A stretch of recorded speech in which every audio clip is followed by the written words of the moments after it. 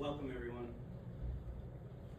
On behalf of Krista, Amanda, and Lindsey, I'll be speaking today. My name is Tom Anderson. With Lindsey. We start with a poem. The Broken Chain. He didn't know that morning God was going to call your name. In life, we loved you dearly. In death, we do the same. It broke our hearts to lose you. You did not go alone. For part of us went with you the day God called you home. You left us beautiful memories. Your love is still our guide. And though we cannot see you, you are always by our side. Our family chain is broken, and nothing seems the same. But as God calls us one by one, the chain will link again. But we're here today to celebrate a wonderful man, William McKinley Edmiston, or who we all know as Mack. Mack was born on June 13th, 1955 in Springfield, Ohio, and passed away this past January 30th.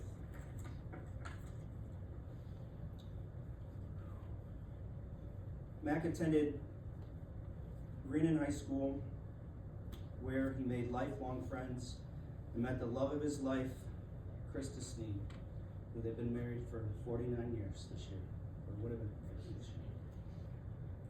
He worked as a supervisor for Wohlert Company for 30 years and later retired from Glenn Buege Lansing. If you knew Mack, he had so many stories from both those places. He loved his job, and he loved his friends there.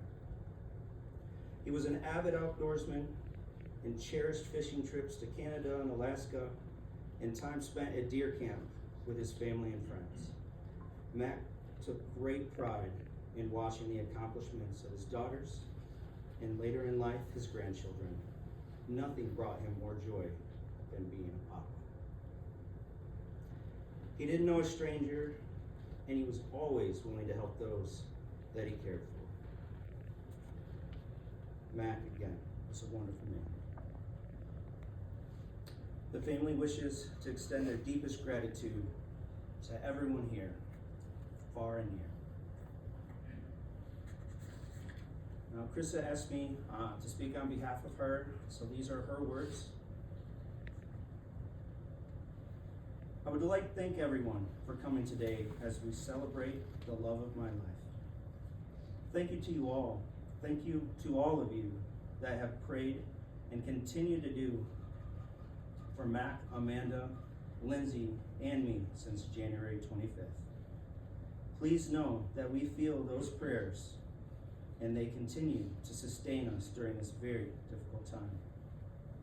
I would like to say a special thank you to friends and cousin, Gordy and LaDonna Johnson, Patty Marcus, and Cynthia Johnson, for the amazing care and support you have given me.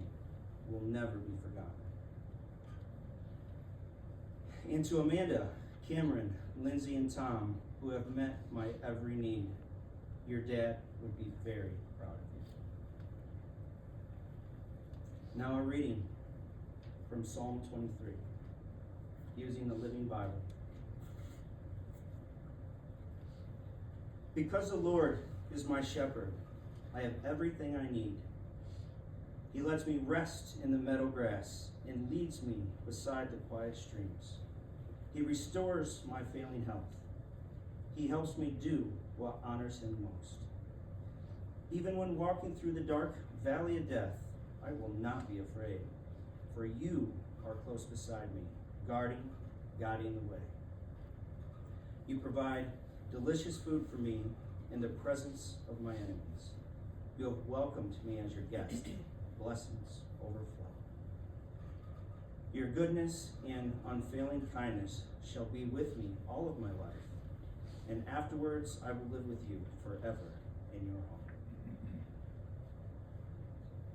Now at this time, we're going to open the floor for anyone that would like to come up and share a story or a thought about Mack. And we're going to start with Greg, Krista's brother. Thank you, Tom. Thank you, Krista, for sharing those heartfelt words. And oh yeah, I have some stories and some thoughts about you know, I will, so yeah, if you haven't met me yet, I'm Krista's little brother. Correct. The first time I became aware, not met, but became aware of Mack was, I was a freshman in high school. So he was 14, I was 16. And in those days at Greenon High School, I know some of you might remember this, we didn't get an hour lunch. We spent the first half hour kind of sequestered and almost like this holding tank in a small classroom with all these other kids before they let us go eat. And so I was a freshman. I didn't know what I was doing. I didn't know anybody. But I knew a few rows over, there was this guy kind of holding court, if you will. And I felt like anybody in a 12-foot radius of this person was getting a comment or getting teased or something. And I was just like, oh my gosh, I hope he doesn't notice me. He didn't notice me, by the way. But then as the days and weeks went by, I realized this is pretty funny, actually. I still hope he doesn't notice me, but this is kind of entertaining. So, I mean, you know, Mack was almost like this daily little Don Rickles. If you're under 55, Google Don Rickles. But you know, Don Rickles was given this nickname by Johnny Carson, again, if you're under 55. And it was Mr. Warmth, right? That was kind of a sarcastic name for Don Rickles. But the thing about Mack is that was kind of literal of him, as evidenced by all you being here today. Thank you, by the way. And all the friends. And I honestly, as long as I knew Max is 14, did he ever have an enemy? I'm not aware of one, right? But he, and I kind of think, what was his skill? How did he do all that? I was pretty shy back then, but Mack was just this amazing conversationalist, right? You just talk to anybody about anything. And I was thinking about that on the flight here, and I was just like, how did he do that? How does anybody do that?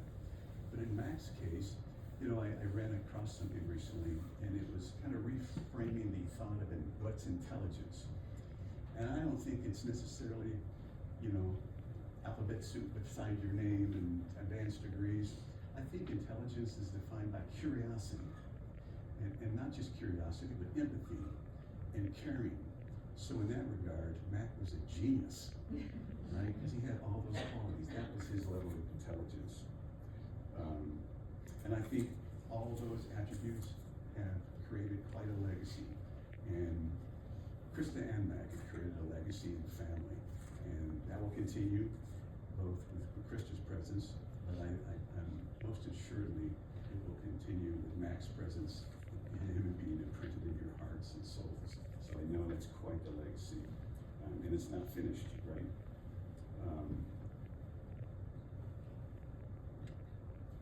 So I just, lastly, you know, I just greatly appreciate being here with everybody in the family Mack loves so dearly.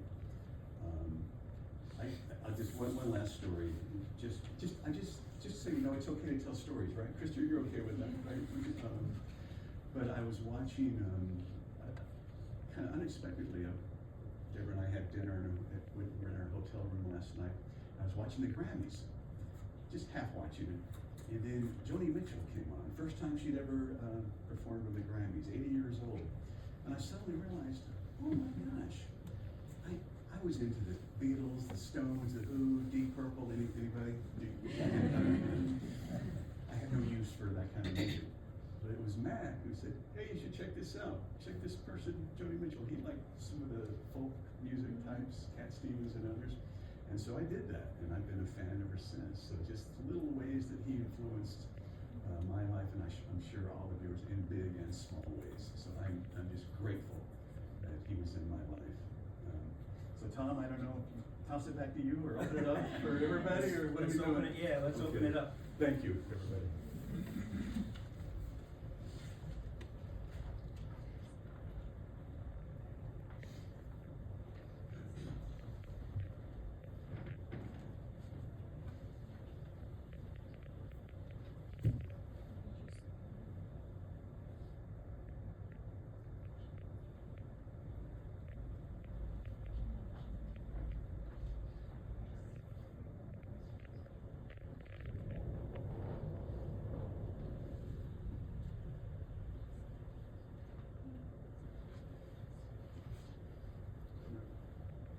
read this on behalf of Aubrey, Mack's grandchild. Very special grandchild. Today I am blessed to be surrounded by family from close and far, and to be celebrating the life of a man who meant the world to me, William Mack McKinley Edmiston, or as I like to call him, Papa.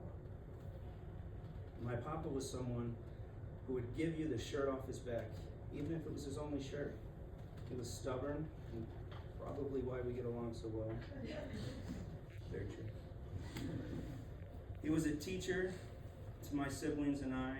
He was a lover and always made sure everyone around him felt his love. He provided me with life advice I will carry around forever. My Papa loved us grandkids.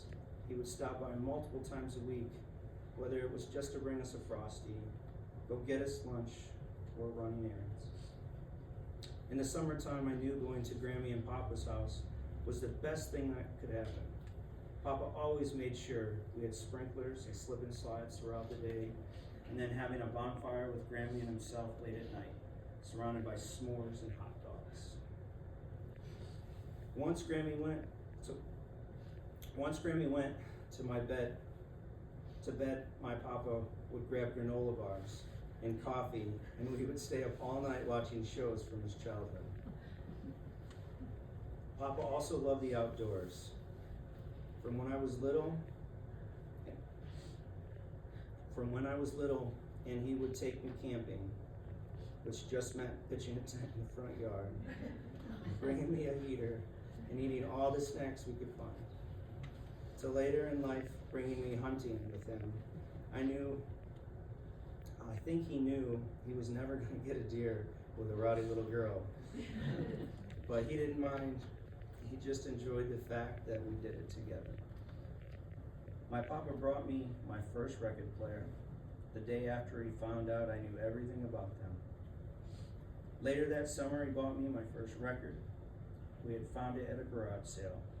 It was the Beatles' second album, and for him to purchase it, I had to explain everything I knew about the Beatles. And then a few months ago, when I inherited my grandparents' entire vinyl collection. My Papa always supported my interests with 110% enthusiasm. My Papa taught me to love everything and never give up for what you want or believe in. He showed me unconditional love throughout my childhood and all the way into adulthood. He is the person I cherish most in this world. I find comfort in knowing my sadness is the love I felt for him.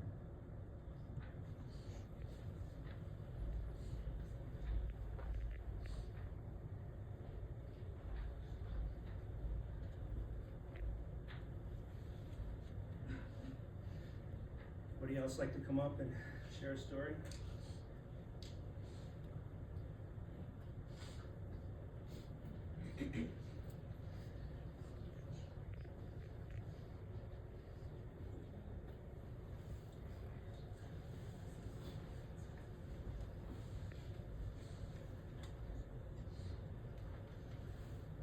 I've got a story. As you may be aware, Mack liked to hunt. Real outdoorsman. And this goes back several years ago. The three of us, there's Mack, me, and a guy named Tom, who I worked with. And we were hunting on some state land near Ashley, Michigan, near 57 and 27. It's a long time ago.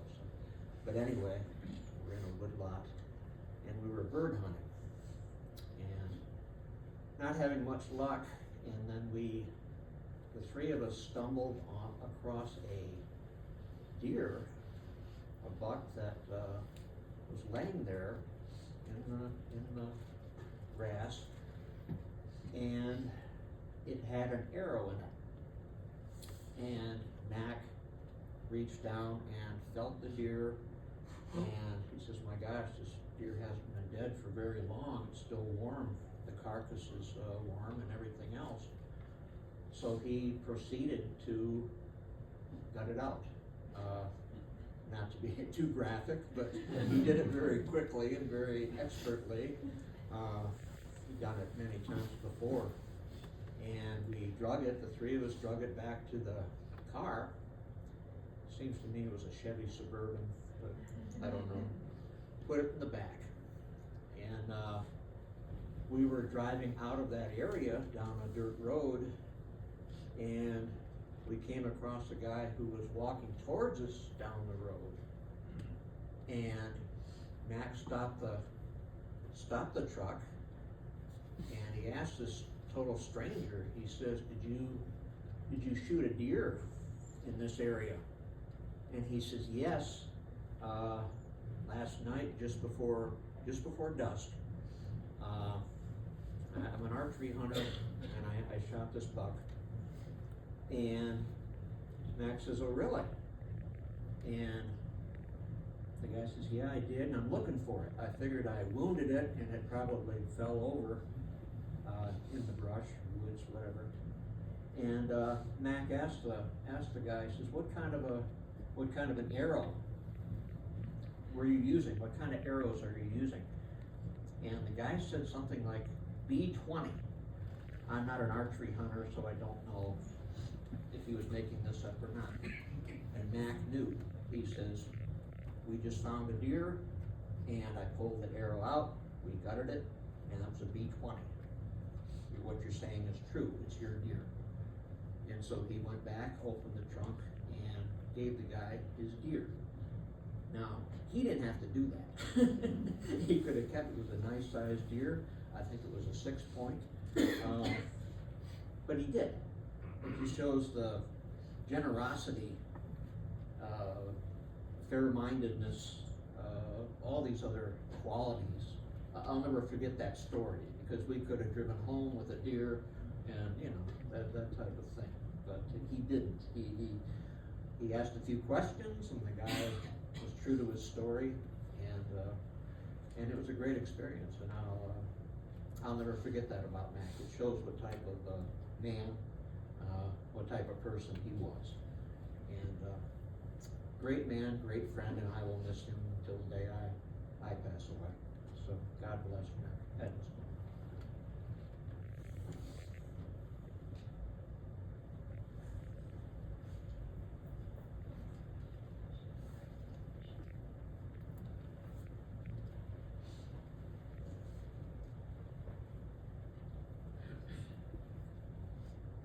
Anybody else like to share a story?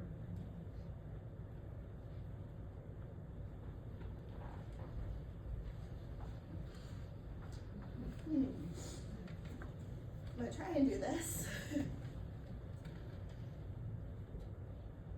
So,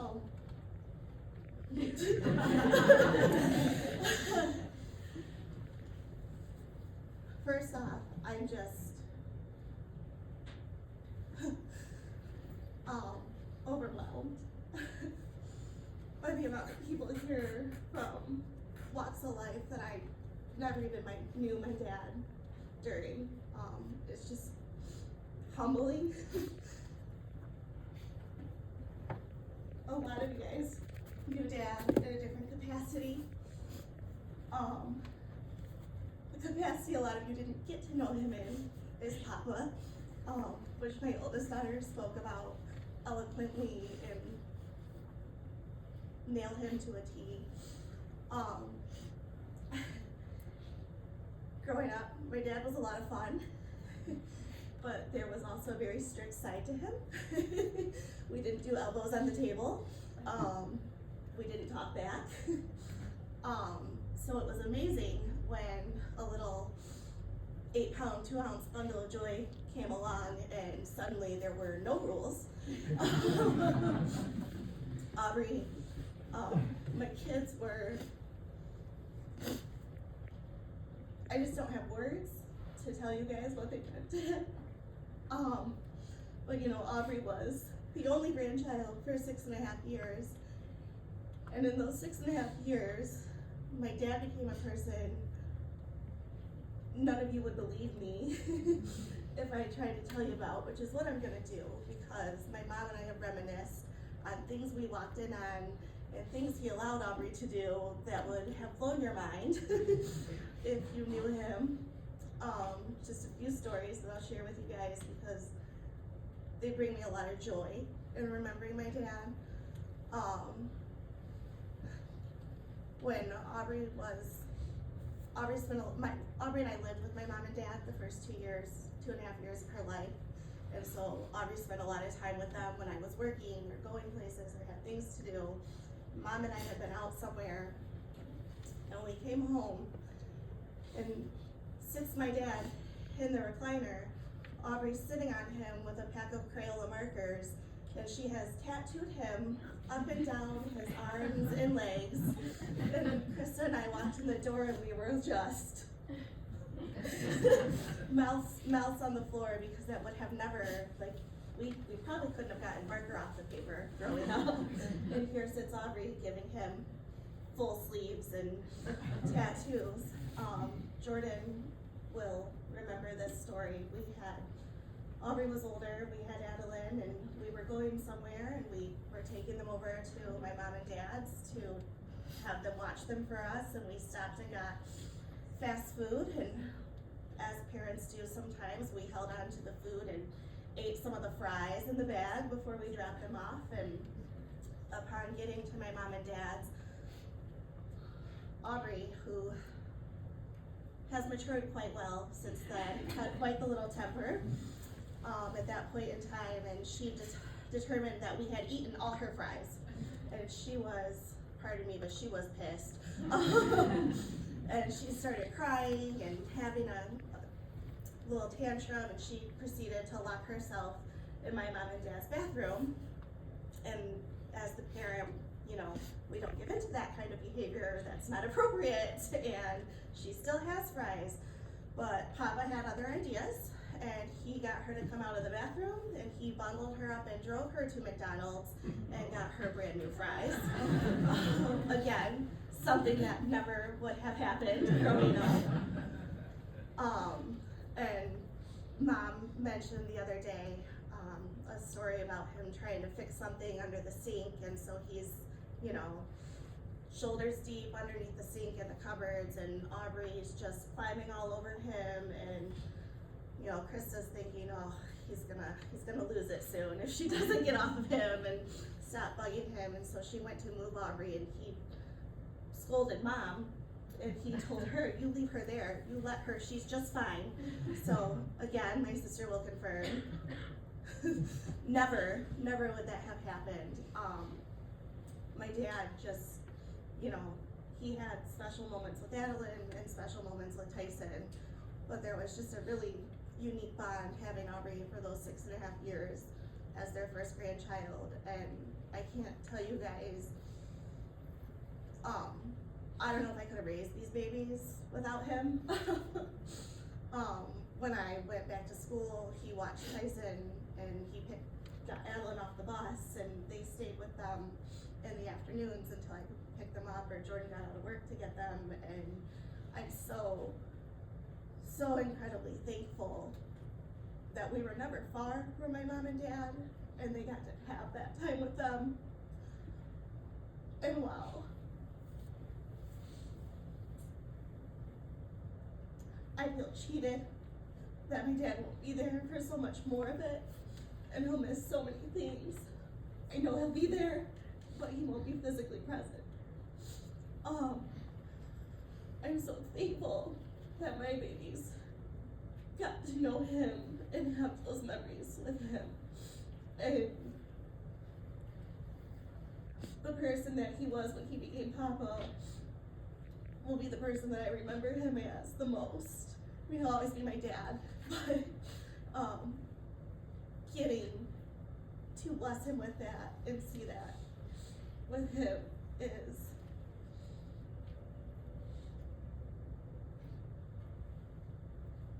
gave me a whole different love for him.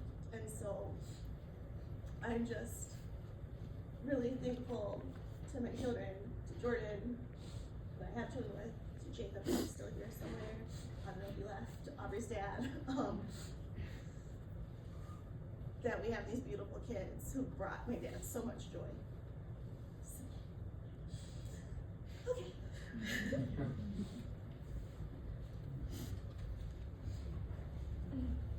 not much of a talker. It's not my thing, but obviously, you know, Lindsey, my ex, my children's mother, Mack invited me into his house right away, as soon as I met him, and always treated me like a son. He treated me like a son for the 10 years I was with Lindsey, and when we went our separate ways, he continued to treat me like a son. And that meant everything. I'd come home, walk up to the door, be a bag hanging on the storm door. Well, steaks were on sale. Man can't walk by and get sale, so he bought all of them. You know, I would take 6 or 7 over to Jordan. We know he likes steaks. You know, first 2 Christmases after we went our separate ways, he'd take my kids out, buy me Christmas presents. Just a good man, great heart. Love the guy. Good.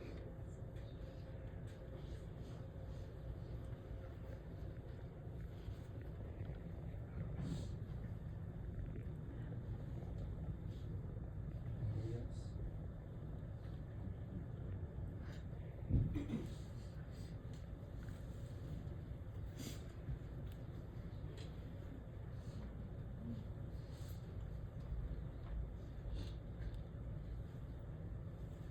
My sisters bullied me into this. But there was a lot of talk about being a papa and a hunter. We knew Mack as a card player. Yeah, with all the get-togethers over the years, he was always gonna be playing euchre or later poker. And I just wanted you to know I'll miss him.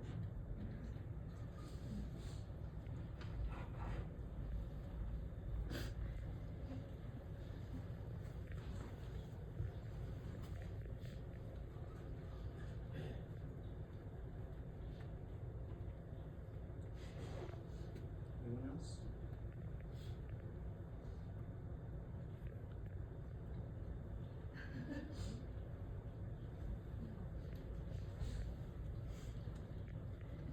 Now I feel compelled to talk to them.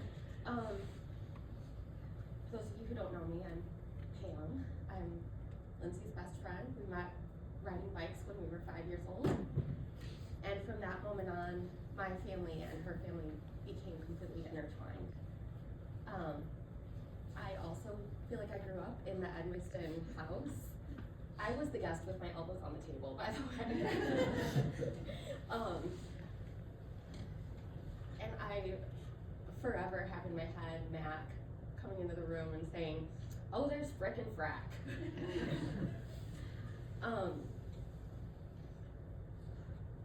I feel like their family is also my family. We spent every Christmas together, basically until I had my own little one and made traveling complicated, but I saw them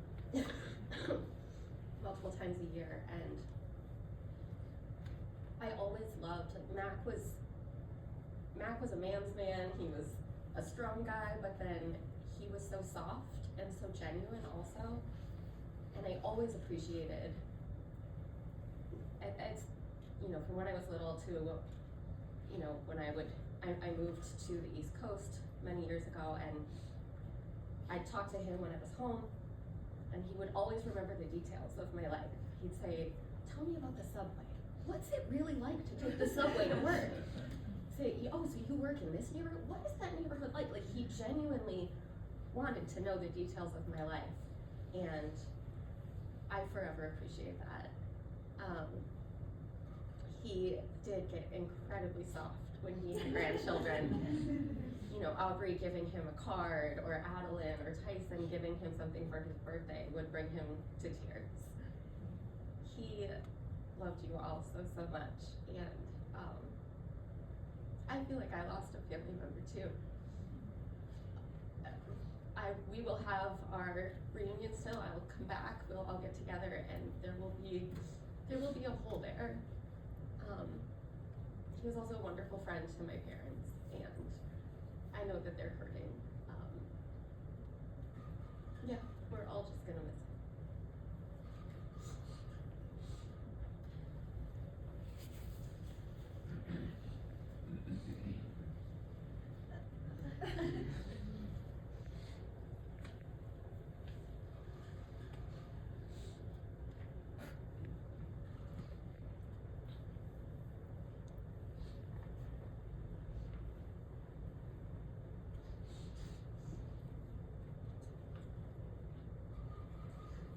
else like to share?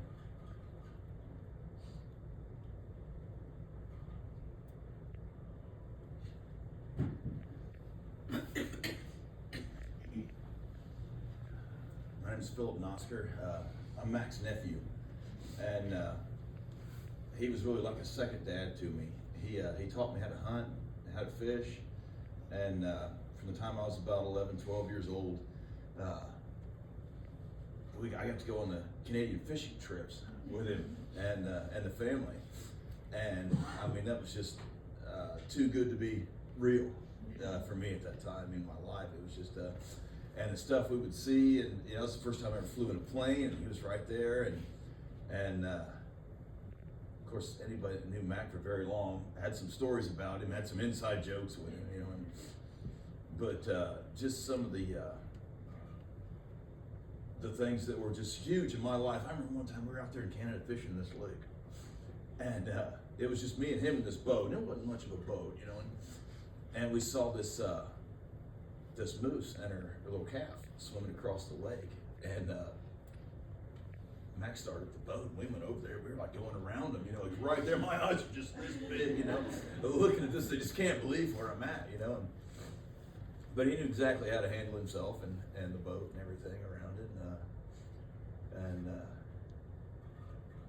yeah, sitting there in the cabinets playing cards all day, and he taught me how to fillet fish. He taught me how to field dress deer, you know, all these things that I remember. The first hunting shot I took, he told me, I still have it to this day. He took the gun from me, pulled the shell out. He said, "That's your first shot. I keep that. I have it to this day." And but yeah, I just never be able to forget just the dynamic personality, the warmth when he take you and explain something to you about a rod and reel or a shotgun or how to tie a knot, and just that deep, jolly, guttural laugh when you fell for one of his pranks or something. And, man, I'm so glad I got those experiences with him, and I just want to say that.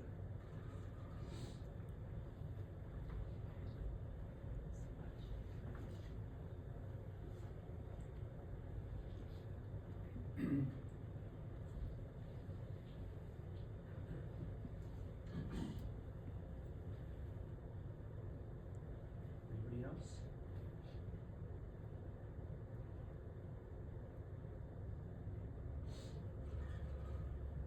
I'd like to share a couple stories of my own, if that's okay.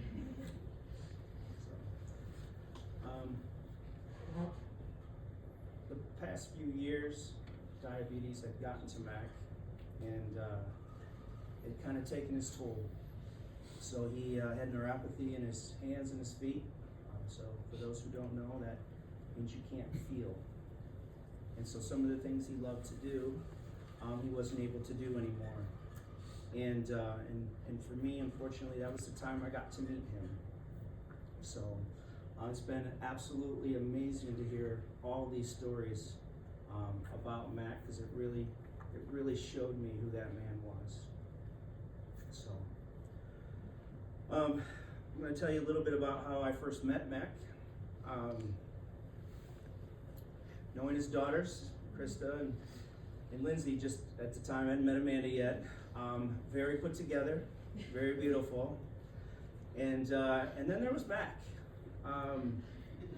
He had lost a lot of weight, so he was wearing very baggy clothes that he probably had for 20 years, maybe longer.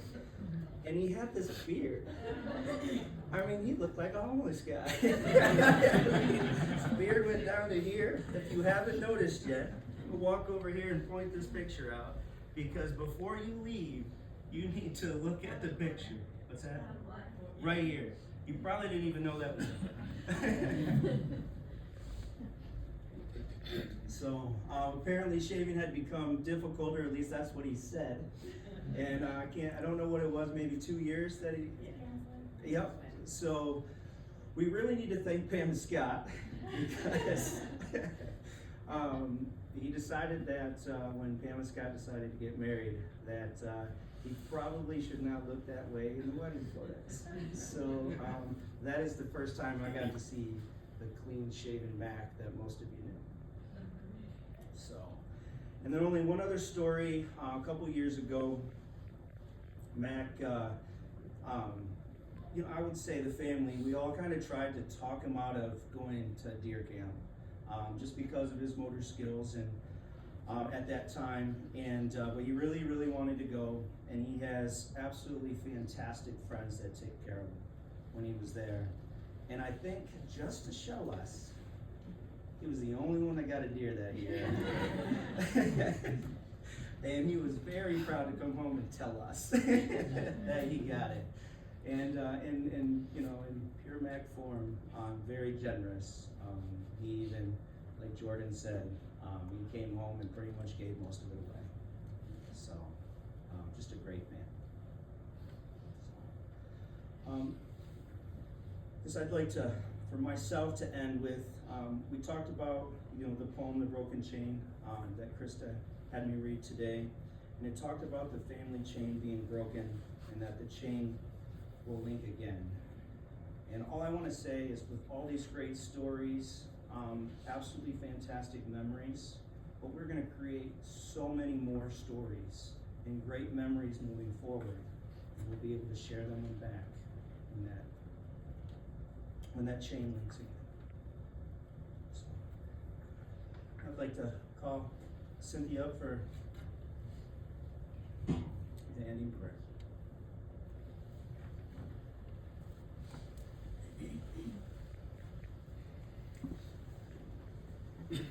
My job is to wrap this up, so y'all bear with me a minute because I have a story. Krista is my first cousin.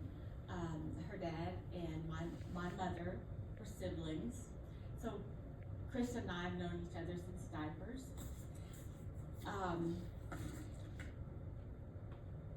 Mack and Krista and the family, we went on several trips together and then visited with them a lot, and they stayed in my home when they would come back to Jonesboro, because that's where Krista and Greg's, both grandmothers lived there. So I think that was the main draw coming back, but I always wanted to think it had something to do with mine and Krista's special relationship too.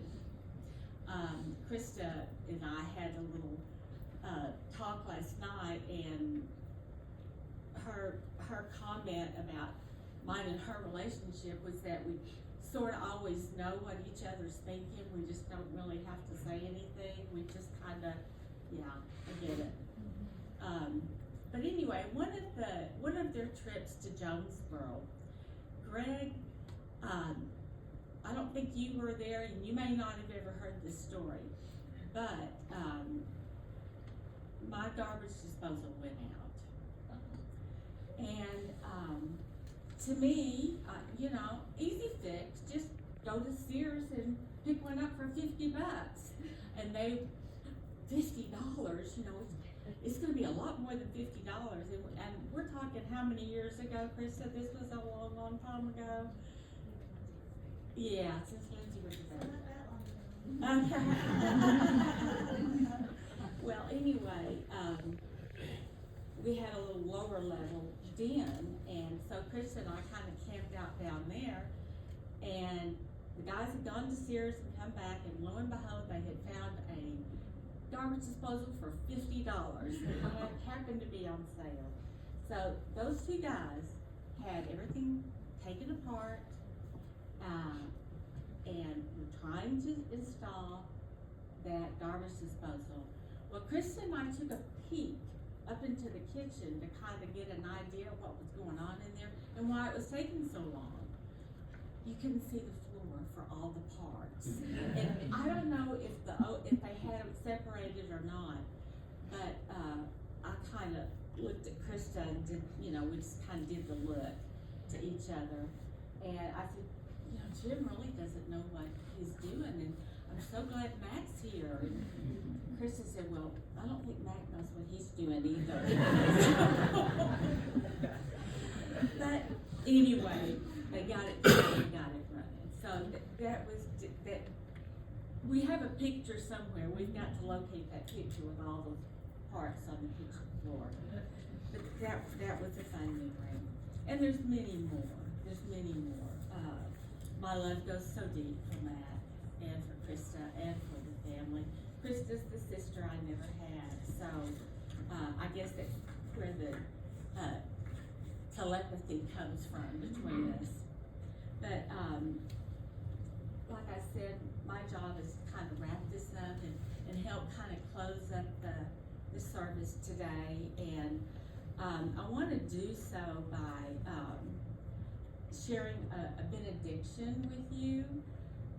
It's also known as one of the oldest poems in the Bible, and it comes from Numbers 6, verses 24 through 26. This is also known as a prayer, a poem, it's also known as an Aaronic blessing and a priestly blessing. When Moses, if you can kind of go back to some of your childhood Bible days, and you remember that Moses had a brother named Aaron, and Aaron and his sons were priests, and they were priests for all the people. And Aaron had taken over a lot of the speaking roles for Moses because Moses was kind of shy, didn't like to talk much, and he had got up on Mount Sinai. Moses had, he disappeared a lot because that's what he was supposed to do. That's where he had his conversations with God. And one of the trips, and he made 7 or 8 trips up Mount Sinai. And one of the trips, the Lord spoke to him and he said, I want you to speak to Aaron and his sons, and I want you to share this blessing with the people of Israel.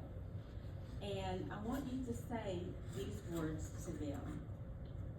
And the words go like this. May the Lord bless you and keep you. May the Lord make his face to shine upon you and be gracious unto you. May the Lord lift up his countenance upon you and give you peace. Amen. Tom. Thank you.